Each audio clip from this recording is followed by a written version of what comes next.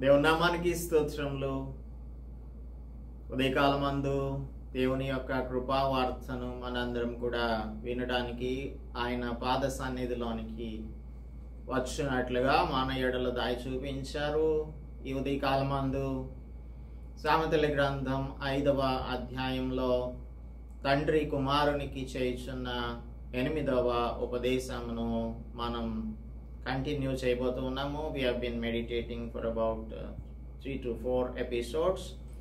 ఈ 15 నుంచి 20 వచనాలలో marital faithfulness, ఇంకొక మాట దీన్ని ఏమనొచ్చు అంటే ఫిడెలిటీ అని అంటాం. ఫిడెలిటీ, వివాహ బంధంలో నమ్మకత్వం, విశ్వాస్యత అనేది చాలా అవసరం. మ్యారిటల్ ఫెయిత్ఫుల్నెస్ ఉండాలి. అలాగనే we must be able to enjoy the joys of committed relationship. భార్య భర్తకు బద్ధురాలుగాను, భర్త భార్యకు బద్ధునిగాను ఉండి వారి యొక్క వైవాహిక బంధంలో ఉన్న ప్లెజర్స్ అన్నింటినీ కూడా ఎక్స్ట్రాక్ట్ చేస్తూ, ఎగ్జిలరేట్ చేస్తూ, ఎక్స్టాటిక్ స్టేట్లో జీవించాలి అని దేవుని యొక్క నిర్ణయం. అందుకే ఇక్కడ ఒక మెటఫర్ని ఉపయోగిస్తున్నాడు.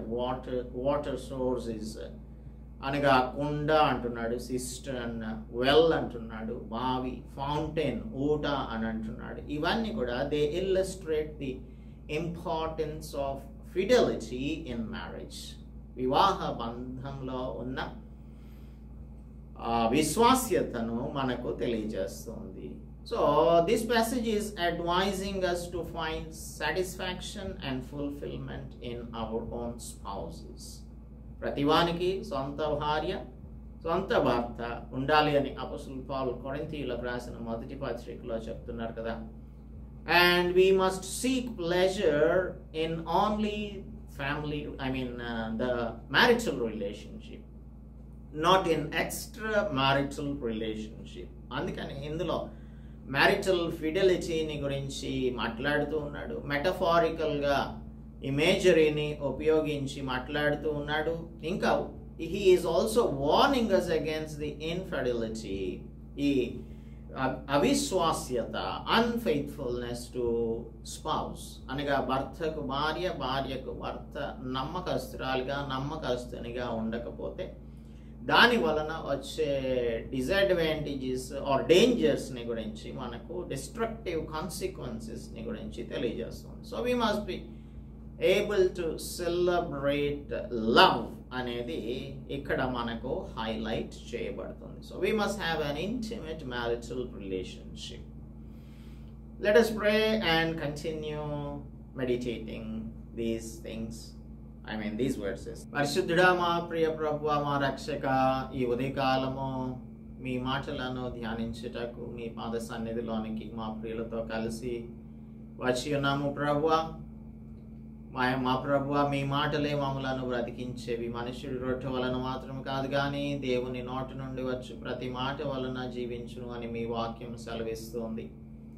ఈ ఉదయకాలమందు మీ మాటల ద్వారా మమ్మలను బ్రతికించుమని, మీకు నాయన అంగీకారయోగ్యమైన జీవితములను జీవించుటకు మా ప్రియులకు మాకు కృప చూపించమని, ఈరోజు మేము ధ్యానం చేయబోతున్న ఈ సామెతల గ్రంథం 5వ అధ్యాయంలోని వాక్య భాగమును మీకు మీరే మాకు అర్థమవునట్లుగా కృప చూపించమని, పరిశుద్ధాత్మని నడిపింపు దయచేయమని క్రీస్తు యేసు పరిశుద్ధ నామములో ప్రార్థిస్తున్నాము తండ్రి, ఆమేన్. దేవుని నామానికి స్తోత్రం. అందరికీ కూడా వందనాలు. దేవుని యొక్క మాటలను ధ్యానం చేయడానికి మన పరిశుద్ధ గ్రంథంలోను సామెతల గ్రంథం 5వ అధ్యాయం 16వ వచనం నుంచి మనము ప్రారంభించుదాం ఈరోజు. Let us start with verse 16. So now let us see verses 16 onwards. 15 నిన్నటి దినమందు ధ్యానం చేశాం. నీ సొంత కుండలోని నీళ్లు పానం చేయము, నీ సొంత బావిలో ఉబుకు జలము త్రాగుము. దేవుడు తన పరిశుద్ధ వాక్యం మన హృదయంలకు దీవించునుగాక. లవ్ యువర్ స్పౌస్ అని చెప్తున్నాడు.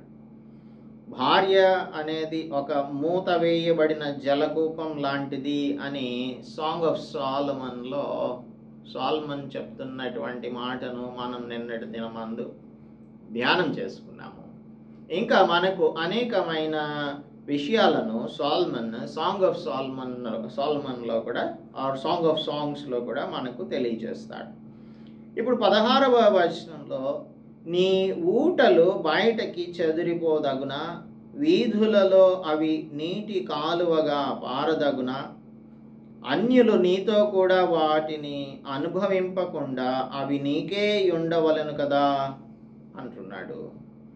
సో నీ ఊటలు బయటకు చెదిరిపోదగున, నీ ఊటలు. సొలొమన్ is stressing the folly of adulterous relationships. అనగా ఇటువంటి అక్రమమైన సంబంధాలలో ఉన్న మూర్ఖత్వాన్ని గురించి మనకు తెలియజేస్తూ ఉన్నాడు. మూర్ఖత్వాన్ని. సో ఈ ముందు వచనమేమో నమ్మకమైన వివాహ సంబంధంలో కలిగిన ఫలములను ఆస్వాదించటం అనేది సొంత బావిలోని నీళ్లు త్రాగడంతో పోలుస్తూ ఉన్నాడు. So satisfaction of water coming from the appropriate source. అయితే యాదృచ్ఛిక ప్రదేశాల నుండి నీరు తాగే వ్యక్తిని ఎలాగా కంపేర్ చేయొచ్చు అంటే, వీధిలోని మురికి గుంటలలో ప్రవహించే నీరు త్రాగే వ్యక్తిలాగా అనిపిస్తుంది కదా.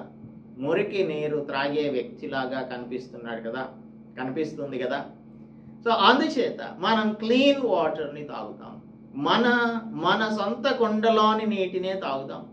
మన సొంత బావిలో ఉబికే ఊటను మాత్రమే, ఆ ఉబికే జలమును మాత్రమే త్రాగుతాము. ఈ ఊటలు బయటకు చెదిరిపోదగునా అని అంటున్నాడు. బావిలోని నీరు నియంత్రణకు సాదృశ్యంగా ఉంటాయి. అంటే సెల్ఫ్ కంట్రోల్కి సాదృశ్యంగా. సరైన రీతిలో సంరక్షించటం, సరైన రీతిలో నిర్వహించటం అనేది, బావిని నిర్వహించటం లేదంటే సంరక్షించటం చాలా ఈజీ థింగ్. మన ఇంట్లో ఒక బావి ఉంది అనుకుందాం. ఆ బావిలో ఎటువంటి డర్టీ పార్టికల్స్ పడిపోకుండా జాగ్రత్తగా చేసుకుంటూ ఉంటాం. దానికి మూత పెట్టుకుంటాం. తర్వాత అందులో నుంచి ఉబికేటువంటి ఆ స్ప్రింగింగ్ అప్ ఆఫ్ ద వాటర్ని మనం నీట్గా వాడుకుంటూ ఉంటాం. అదే బయట ప్రవహిస్తున్న జలాలు ఉంటాయి అనుకుందాం. ఫర్ ఎగ్జాంపుల్ కాలువలో నీళ్లు లేదంటే నదులలో నీళ్లు ఉంటాయి. వాటిని ఎవరు కూడా కంట్రోల్ చేయలేరు. మనకు డ్రింకింగ్ వాటర్ సప్లై చేస్తుంటారు కదా మున్సిపల్ కార్పొరేషన్ వాళ్ళు, మున్సిపాలిటీ వాళ్ళు, లేదంటే పంచాయతీ వాళ్ళు. ఆ వాటర్ని వాళ్ళు ట్రీట్మెంట్ ప్లాంట్స్లోనికి తీసుకొని వెళ్ళి పరిశుభ్రపరిచి క్లోరినేషన్ చేసి మనకు పంపిస్తూ ఉంటారు. ఇప్పుడు అందులో నీళ్ళు కూడా ఎవరు తాగడం లేదు. మనకంతా కూడా మినరల్ వాటర్ త్రాగే అలవాటు వచ్చేసింది. మరి ఈ నీటిని త్రాగే విషయంలో ఎంత స్టెరిలైజ్డ్గా ఉండేటువంటి మన నీటి ఊటలు బయటకు ఎలాగా చెదిరిపోయేలాగా చేసుకుంటాము? ఇది మనం ఏమాత్రం కూడా అంగీకరించినటువంటి విషయం. సింపుల్ థింగ్స్తో కాంప్లెక్స్ ఇష్యూస్ని కంపేర్ చేద్దాం. ఈ హ్యూమన్ సెక్షువాలిటీ అనేది ఉందే, ఈ లైంగికత కూడా అటువంటిదే. We have to keep it under control. జాగ్రత్తగా నియంత్రించాలి. దీనిని నిర్లక్ష్యంగా మనము పాడు చేసుకునే వారంగా ఏమాత్రమును ఉండకూడదు. అందుకని we shouldn't lurk at the door houses or door posts of others అని యోబు గ్రంథంలో 31:1లో నుంచి 1 నుంచి మాట్లాడుతూ చెప్తూ ఉన్నాడు. నేను నా కన్నులతో నిబంధన చేసుకుంటుని, కన్యకను నేను ఎలాగు చూచుదును, అలాగు చేసిన ఎడల పారముననున్న దేవుని ఆజ్ఞ ఏమగును, ఉన్నత స్థలమున ఉన్న సర్వశక్తుని స్వాస్థ్యము ఏమగును అని అంటున్నాడు. స్వాస్థ్యము ఏమగును? ఇది ఎలా చేస్తాను నేను? అలా చేయడానికి ఏమాత్రమును కూడా కుదరదు కదా. అందుకని తాను త్రోవ వీడిచి నడిచిన ఎడల న్యాయమైన త్రాసులో ఆయన నన్ను తూచునుగాక, 7వ వచనం చదువుతున్నాను. న్యాయమైన త్రాసులో ఆయన నన్ను తూచునుగాక, నేను త్రోవ విడిచి నడిచిన ఎడల, నా మనస్సు నా కన్నులను అనుసరించి సంచరించిన ఎడల, మాలిన్యమేమైనను నా చేతులకు తగిలిన ఎడల, నేను విత్తిన దానిని వేరొకడు భుజించునుగాక. అంటే తాను విత్తింది వేరొకడు వశమైపోతుంది. నేను నాటినది పెరిగివేయబడునుగాక. నేను హృదయమున పరస్త్రీని మోహించిన ఎడల, నా పొరుగువాని ద్వారమున నేను పొంచి ఉన్న ఎడల, if I lurk at the door post of some neighbour, నా భార్య వేరొకని తిరుగలి విసురునుగాక, ఇతరులు ఆమెను కూడుదురుగాక. ఇది దుష్కామ కార్యం, ఇది దుష్కామ కార్యం. నా భార్య వేరొకని తిరుగలి విసురునుగాక అంటే let her become a servant of others and let others go with her. ఆమెను కూడుదురుగాక అంటే ఇప్పుడు మనం చేసినటువంటి దాని యొక్క పర్యవసానాలు మనకి ఖచ్చితంగా లభిస్తాయి. మనం ఏం విత్తుతామో అదే కోస్తాం. ఇప్పుడు డేవిడ్ ఏం చేశాడు? పరుని భార్యను తన భార్యగా చేసుకున్నాడు, తన దగ్గరికి తెచ్చుకున్నాడు. ఆమెతో అక్రమమైన విధంగా ప్రవర్తించాడు, క్రమమైన విధంగా ప్రవర్తించలేదు. ఆ తర్వాత ఏం జరిగింది? అందరూ చూస్తుండగానే తన భార్యలను తన కుమారుడే మిద్దెల మీద కూడినట్టుగా మనం చూస్తాం. ఎంత దారుణంగా ఉందో చూడండి. అందుకని మన యొక్క ప్యాషన్స్ని మనం కంట్రోల్లో పెట్టుకోవాలి, మన రిలేషన్షిప్స్ని మనం కంట్రోల్లో పెట్టుకోవాలి. వీధులలోనికి వెళ్ళకూడదు. మన ఊటలు బయటకు చెదిరిపోదగున, వీధులలో అవి నీటి కాలువగా పారదగునా అని అంటున్నాడు. ఇక్కడ 2 ఐడియాస్ని మనం ఆలోచన చేయాలి. హ్యూమన్ సెక్షువాలిటీని దేవుడు ఎందుకు పెట్టాడంటే it is connected with bearing children. మీరు ఫలించి అభివృద్ధి పొందండి అని చెప్పాడు యాడమ్ అండ్ ఈవ్కి బుక్ ఆఫ్ జెనసిస్లో. ఒక పాసిబిలిటీ ఏంటంటే ఈ అడల్టరస్ రిలేషన్షిప్స్లో చాలా అనుచితమైనటువంటివి, అవాంఛితమైన విషయాలు జరుగుతాయి. ఫర్ ఎగ్జాంపుల్, అన్వాంటెడ్ చిల్డ్రన్ పుడతారు. అంటే వారికి అక్రమమైన సంతానం కలుగుతుంది. ఒకవేళ సంతానం అక్రమ సంతానం కాదనుకుందాం, ముందుగా జరిగేది ఏంటంటే వెంటనే దీన్ని ఏం చేయాలి మనం ఆలోచించి అబార్షన్ అంటే భ్రూణ హత్య చేస్తారు. పాపం చేయడం వలన ఇది జరిగింది, దీని వలన ఇంకొక పాపం అదేంటంటే భ్రూణ హత్య చేయడం, abortion, heartless killing of the baby infant inside. దీనిని మనం ఏ విధంగా అంగీకరిస్తాము? హత్య చేసినట్లే. సరే, అలాగే ఉన్నారు అని అనుకుందాం. చాలాసార్లు మనం ఇటువంటి వారిని చూస్తూ ఉన్నాం ఈ దినాలలో. సింగిల్ పేరెంట్ చైల్డ్ అని అంటున్నాం. అంటే మదరే ఉంటారు, ఫాదర్ ఉండడు. Maybe they don't know who there father is. అలాంటప్పుడు సింగిల్ మదర్స్గా ఉంటూ ఉంటారు, పిల్లల్ని పెంచుతూ ఉంటారు. ఇటువంటి పిల్లలకి సమాజంలో ఎటువంటి రెప్యుటేషన్ ఉంటుంది, ఎలాంటి పేరు ఉంటుంది అని అంటే హీ ఈజ్ ఎ బ్యాస్టర్డ్ అని చెప్తారు. అలాగా అంటే he doesn't know who his father is అని చెప్తారు. సో ఈ పిల్లల యొక్క జీవితాలు పాడు చేస్తున్నాం. సింగిల్ మదర్స్గా స్త్రీలు ఉండిపోతున్నారు.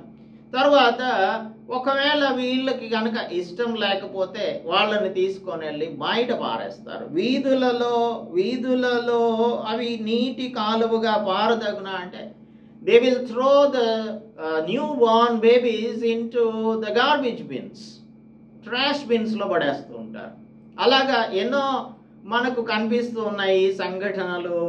న్యూస్ ఛానల్స్లోనూ తర్వాత సోషల్ మీడియాలోనూ చూస్తే అన్వాంటెడ్ చిల్డ్రన్ కలగవచ్చు. ఇప్పుడు తల్లిదండ్రి విడిచిపెట్టేస్తే మొత్తానికి ఒకరిని తీసుకెళ్ళి ఎక్కడన్నా పారేశారు అనుకుందాం, వాడు బతికాడు అనుకుందాం, వాడు ఒక ఆర్ఫన్ లాగా అనాథ పిల్లవానిగా లేదంటే అనాథ బిడ్డగా పెరగాల్సి వస్తుంది. ఇంకా స్ట్రీట్ చిల్డ్రన్ ఉంటూ ఉంటారు. ఏ అనాథాశ్రమంలోనూ స్థానం దొరకకపోతే వీరు వీధి బాలలుగా తిరుగుతూ ఉంటారు. వీధులలో అవి నీటి కాలువగా పారదగున, మీ ఊటలు బయటకు చెదిరిపోదగున. This is one idea. ఇంకొక ఐడియా ఏంటంటే చాలాసార్లు ఇప్పుడు దీనిని ఒక సాకులాగా చూపించుకుంటూ ఉంటారు వేరొక స్త్రీతో సంబంధం పెట్టుకోవడానికి. ఏంటి అంటే, ఒక చైల్డ్లెస్ కపుల్ ఉన్నారు అనుకుందాం. Husband never has a reason to be unfaithful to the wife, or the wife shouldn't be unfaithful to the husband. బిడ్డలు లేరు అనుకుందాం. బిడ్డలు లేకపోతే మరి ఏం చేసింది శారా? ఒక ఫూలిష్ థింగ్ చేసింది. జెనసిస్ చాప్టర్ 16లో ఆమెకు పిల్లలు కలగడం లేదు, ఆలస్యం అయ్యింది. ఆలస్యం అయినప్పుడు we have to wait on the Lord, అంతే కదా. We should wait on the Lord. కానీ ఏమేం చేసింది? కాగా సారా, ఇదిగో నేను పిల్లలు కనకుండా యెహోవా చేసి ఉన్నాడు, నీవు దయచేసి నా దాసితో పొమ్ము, ఒకవేళ ఆమె వలన నాకు సంతానం కలగవచ్చునని అబ్రాహాముతో చెప్పింది. 16:2 చదివాను. సరే, అబ్రాహాం ఏం చేశాడు? ఆమె మాట విన్నాడు. చాలాసార్లు భర్తలు భార్య మాటలు వినని సందర్భాలు ఎక్కువ ఉంటాయి, కానీ ఇటువంటి సందర్భాలలో మాత్రం అబ్రాహాం లాగా వెంటనే వినేవారిగా ఉంటుంటారు. ఎందుకంటే దీనిలో సమ్ కైండ్ ఆఫ్ ప్లెజర్ ఉందని అనుకుంటూ ఉంటారు. ఏం లేదు రబ్బాయి అని దేవుడు చెప్తూ ఉన్నాడు ఇక్కడ. ఒకవేళ ఆమె వలన సంతానం కలుగుతుందేమో చూడు అని అంటే, లెట్ మీ ట్రై అని చెప్పి అబ్రాహాం ఏం చేశాడు? హాగర్ దగ్గరికి వెళ్ళాడు. అప్పుడు ఆమె గర్భవతి అయింది. ఆ తర్వాత యజమానురాలేమో దాని దృష్టికి నీచురాలైంది. ఆ తర్వాత ఒకడు ఉద్భవించాడు. ఆ ఉద్భవించిన వాడి యొక్క పరిస్థితిని గురించి దేవుడు ఏం చెప్తూ ఉన్నాడు అని అంటే, వీని గురించి ఏమంటున్నాడు? 12వ వచనంలో అతడు అడవి గాడిద వంటి మనుష్యుడు. Is like a wild ass. He would be a source of conflict అని దేవుడు ముందుగానే చెప్పాడు. అతని చెయ్యి అందరి చేతులు అతనికి విరోధంగా ఉండును అని చెప్పాడు. ఇప్పుడు unfaithfulness, this is the result of unfaithfulness. అందుకని అన్ఫెయిత్ఫుల్గా ఉండకూడదు. బిడ్డలు కలగట్లేదు కదా అని మనం వేరొక దారిని చూసుకోకూడదు. అబ్రహాము శారాలు కమిట్ చేసిన బ్లండర్ ఇది. దేవుడు వారికి వాగ్దానం చేసిన కుమారుడు, వాగ్దాన పుత్రుడు జన్మించకుండానే ముందుగానే వారు దేవునికి వ్యతిరేకమైన కార్యాన్ని చేయడం బట్టి ఎంతో గొప్ప డిజాస్ట్రస్ థింగ్ ప్రపంచంలో జరిగింది. అది వేరే మనం చెప్పనవసరం లేదు. వీధులలో అవి నీటి కాలువగా పారదగున, అన్యులు నీతో కూడా వాటిని అనుభవింపకుండా అవి నీకే ఉండవలెను కదా. ఇక్కడ పిల్లలు ఇక్కడ ఊటలు అని అంటే, ఈ ఊటలు బయటకి చెదిరిపోదగిన అంటే పిల్లలు children are heritage from the Lord. దేవుడు అనుగ్రహించు స్వాస్థ్యం, దేవుడు అనుగ్రహించు బహుమానం అని 127వ కీర్తన మనకు తెలియజేస్తుంది. 127వ కీర్తనలో కుమారులు యెహోవా అనుగ్రహించు స్వాస్థ్యము, గర్భఫలము ఆయన ఇచ్చు బహుమానమే. యవన కాలమందు పుట్టిన కుమారులు బలవంతుని చేతిలో బాణముల వంటివారు, వారు బాణాలు వంటివారు. అయితే వీరేం చేయాలంటే వాళ్ళ ఫాదర్ యొక్క ఆనర్ని డిఫెండ్ చేసేవారిగా ఉంటారు. అంటే పిల్లలు తండ్రికి ఆదరణగా ఉంటారు. 30 మంది పిల్లలు అలాగా ఆ దినాలలో ఉంటూ ఉండేవారు. చాలామంది పిల్లలు ఉంటూ ఉండేవారు. ఎందుకంటే వాళ్ళు ఒక డిఫెన్స్ లాగా ఉంటారు. అట్టివారు సిగ్గుపడక గుమ్మములలో తమ విరోధులతో వాదించుదు అని 5వ వచనం చెప్తుంది. వారితో తన అంబుల పొది నింపుకొనిన వాడు ధన్యుడు, అట్టివారు సిగ్గుపడక గుమ్మములలో తమ విరోధులతో వాదించుదురు. అంటే ఓన్ చిల్డ్రన్. ఇప్పుడు చాలాసార్లు మనం చూస్తున్నప్పుడు రిపీటెడ్గా మ్యారేజ్ చేసుకునేటువంటి వారు ఉన్నారనుకుంటే, వారి పిల్లలు ఎవరో అర్థం కాదు. వారి పిల్లలు వీళ్ళకి, వీరి పిల్లలు వాళ్ళకి. This is all filthy thing. దీనిని గురించి మనం మాట్లాడకుండా ఉండటమే మంచిది. మన దేశం కూడా ఈ విధంగా చెడిపోవడం అనేది దేవుని యొక్క చిత్తం ఏమాత్రం కూడా కానే కాదు. అన్యులు నీతో కూడా అనుభవింపకుండా అది నీకే ఉండవలను కదా. ఇప్పుడు జోబ్లో మనం చదువుకున్నాం కదా. జోబ్ ఏమంటున్నాడు? ఒకవేళ నేను గనక ఈ విధంగా చేసినట్టయితే నా భార్య వేరొకని తిరుగలి విసరును కాక.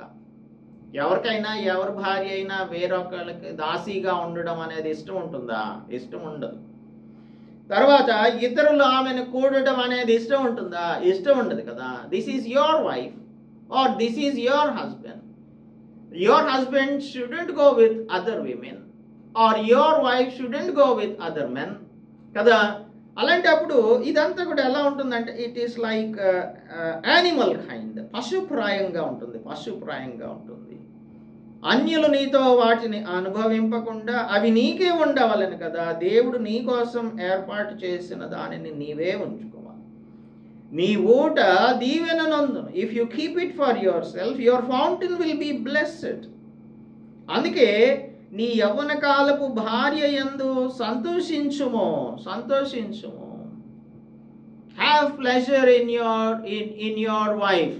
Husbands, you have to live with your wives in an understanding way అని అపోస్తలుడు పీటర్ చెప్తూ ఉన్నాడు పేతురు పత్రిక మొదటి పత్రిక 3వ అధ్యాయం 7వ వచనంలో.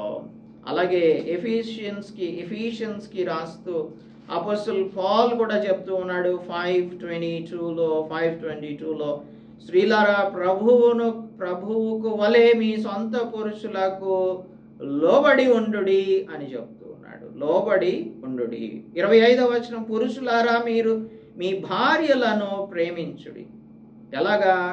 క్రీస్తు వలె. క్రీస్తు కూడా సంఘాన్ని ప్రేమించి అది కళంకమైన ముడతైనా అటుదేదైనా లేక పరిశుద్ధమైందిగా నిర్దోషమైందిగా మహిమగల సంఘంగా ఆయన తన ఎదుట దానిని నిలబెట్టుకోవాలని వాక్యంతో ఉదక స్నానం చేసి దానిని పవిత్రపరిచి పరిశుద్ధపరచుటకై దాని కొరకు తన్ను తాను అప్పగించుకున్నాడు. అలాగే పురుషులు కూడా తమ సొంత శరీరముల వలె తమ భార్యలను ప్రేమింపబద్ధులై ఉన్నారు.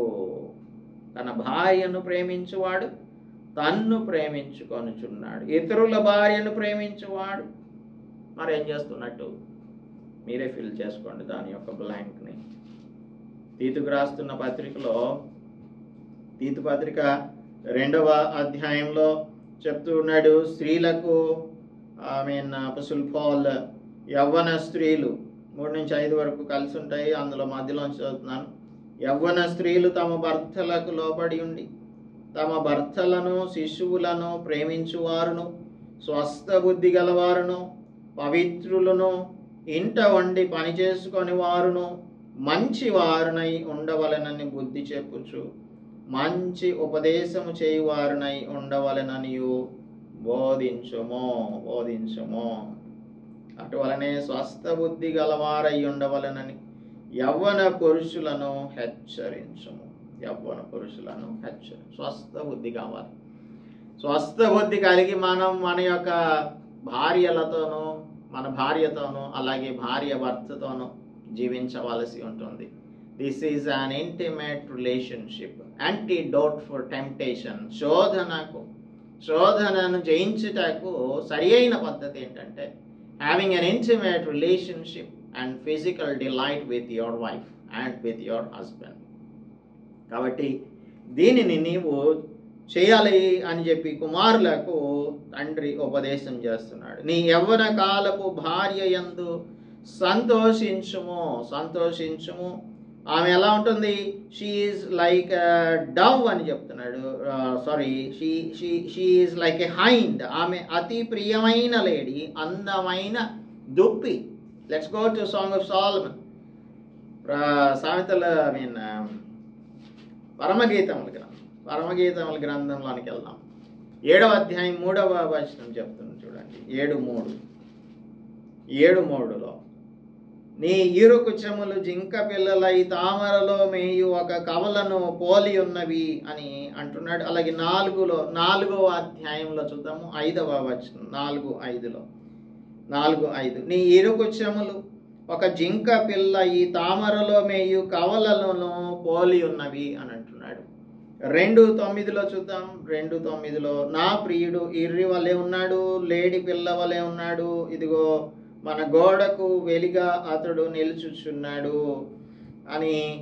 ఆ తర్వాత ఈ విధంగా 8వ వచనంలో గంతులు వేయుచు కొండల మీదను ఎగసి దాటుచు మెట్టల మీదను అతను వచ్చుచున్నాడు అని ఇక్కడ the relationship between wife and a husband ని this is a graceful delicate nature of a wife or a husband. అందుకని అందమైన దుప్పి అని పోల్చుతూ ఉన్నాడు, లేడి పిల్ల అని పోల్చుతూ ఉన్నాడు. ఆమె అతి ప్రియమైన లేడి, అందమైన దుప్పి. ఆమె స్తన్యముల వలన నీవు ఎల్లప్పుడూ తృప్తి నొందుచుండుము. Their breasts, the breasts are like fawn అని మనం ఇప్పుడు చదువుకున్నాం కదా. So you have to get satisfied with your own wife's breasts. కాబట్టి పరస్త్రీ యొక్క రొమ్మును కౌగిలించుకోకూడదు అని కూడా చెప్తూ ఉన్నాడు నెక్స్ట్ వచనంలో. ఆమె ప్రేమ చేత నిత్యము బద్ధుడవై ఉండుము. Be accelerated always with her love. Be intoxicated always with her love అని చెప్తూ ఉన్నాడు. So this is the difference between the sexual love in marriage and the sensual lust in adultery. అపవిత్రమైన శరీర క్రియకు అలాగుననే దేవుడు ఏర్పరిచిన ఇన్స్టిట్యూషన్లో వివాహ బంధంలో ఉన్నటువంటి శరీర సంబంధానికి మధ్యన ఉన్న డిఫరెన్స్ని చెప్తున్నాడు. సో దైవ సంబంధమైనది దేవుడు ఏర్పరిచినది ఎలా ఉంటుందంటే it lasts long, it is satisfying and it is a loving relationship. కానీ సెన్షువల్ లస్ట్ ఉంటుంది, adultery, which the people try to get satisfied themselves. It's a momentary pleasure. అది క్షణికమైనటువంటిది, క్షణమాత్రం ఉండేది. It's fleeting and it is destructive, వినాశనకరమైనది. It is also painful and remorseful. తర్వాత దాని గురించి బాధపడాల్సి వస్తుంది. క్రూరులకు నా జీవిత కాలాన్ని ఇచ్చేసానే, నా మాంసము శరీరము క్షీణించిపోయిందే, నా హృదయం గద్దింపును ఎట్లు తృణీకరించాను నేను, నా బోధకుల మాట నేను ఎట్లా వినకుండా ఉన్నాను, నా ఉపదేశకులకు నేను ఏ విధంగా చెవియొక్కలేదు, అయ్యో నా పేరు ఇలాగ పాడైపోయిందేంటి, అందరూ కూడా చెప్పుకుంటూ ఉంటారు. పబ్లిక్ డిస్గ్రేస్, ఇది public disgrace, reputation is lost. చాలా అసహ్యమైనటువంటి పరిస్థితులలోనికి నీవు వెళ్ళిపోతావు కనుక జాగ్రత్తగా ఉండు. నా కుమారుడా, జార స్త్రీ యందు నీవేళ బద్ధుడవయ్యుందువు. బయట దొరికే మురికి నీటిని విడిచిపెట్టేసేయి. మురికి కాలువల్లో ప్రవహించే నీరు లాంటిది జార స్త్రీ దగ్గరికి వెళ్తే. పరస్త్రీ రొమ్ము నీవేళ కౌగిలించుకుంటావు అంటే మురికి నీళ్ళని ఏ విధంగా తాగుతావు నీవు? దేవుడు నీ కోసం సొంత బావిలో ఉబుకు జలమును, సొంత కొండలో నీళ్లను పానం చేయమని చెప్తూ ఉంటే మురికి నీళ్లు తాగే పరిస్థితిలోనికి నీవు వెళ్ళిపోతూ ఉన్నావు, మురికి కాలువల్లోనికి. ద ట్రివియల్ వాటర్స్ మనకు మురికి నీళ్ళలో, మురికి కాలువలలో ఉండేటువంటి నీళ్లు అపరిశుభ్రమైనవి, పరిశుభ్రంగా లేనటువంటి చేయొద్దు అని వార్నింగ్ ఇస్తున్నాడు. సో ఎంతకంటే ఎక్స్ప్లెనేషన్ ఒక తండ్రి కుమారునికి ఎవరివ్వగలుగుతారు? మాట వింటే, దేవుని మాట వింటే పరిశుద్ధంగా జీవిస్తాం. దేవుని మాట వినకుండా మనం మన ఇష్టం వచ్చినట్టుగా ప్రవర్తిస్తాము అని అంటే మన శరీరము, మన మాంసము క్షీణించిపోతుంది. అన్నింటికంటే మరి ముఖ్యంగా దేవుడు దీనిని ఖచ్చితంగా న్యాయంలోనికి, తీర్పులోనికి తీసుకొని వస్తాడు. He is our judge. That is what the remaining 3 verses say. Let's meditate it tomorrow. పరిశుద్ధుడా, మా ప్రియ ప్రభువా, మా రక్షక, ఈ ఉదయకాలమందు మీరు మాతో మాట్లాడిన మాటలన్నింటినీ మా హృదయంలో నూరంతలు ఫలించినట్లుగా సహాయం చేయమని వేడుకుంటున్నాం తండ్రి. మేము విన్న మాటలు మా జీవితములకు అన్వయించుకున్నట్లు, భయం కలిగి మిమ్మలను మేము వెంబడించినట్లు కృప చూపించండి. Help us that our brethren check their relationships with their wives, and also our sisters to check their relationships with their husbands. కుటుంబంలో, వైవాహిక బంధంలో ఉన్నటువంటి అన్ని డిస్ట్రాక్షన్స్ అన్నింటినీ కూడా మీరు తీసివేసి ఒకరికొకరు బద్ధులై జీవించినట్లు విశ్వసనీయమైన జీవితంలో ఫెయిత్ఫుల్నెస్ ఫిడెలిటీ కలిగిన ఆయన జీవించినట్లుగా కృప చూపించమని క్రీస్తు యేసు పరిశుద్ధ నామంలో ప్రార్థిస్తున్నాం తండ్రి. ఆమేన్. దేవుని నామానికి స్తోత్రం. అందరికీ కూడా వందనాలు. మన తండ్రి అయిన దేవుని యొక్క ప్రేమ, ప్రభువైన యేసు క్రీస్తు కృప, పరిశుద్ధాత్మ నిత్య సహవాసం ఇప్పుడు ఎల్లప్పుడూ మనందరికీ తోడైండి దైవ చిత్తానుసారమైన లైంగిక సంబంధాలు కలిగి జీవించడానికి కృప చూపించుగాక. ఆమేన్.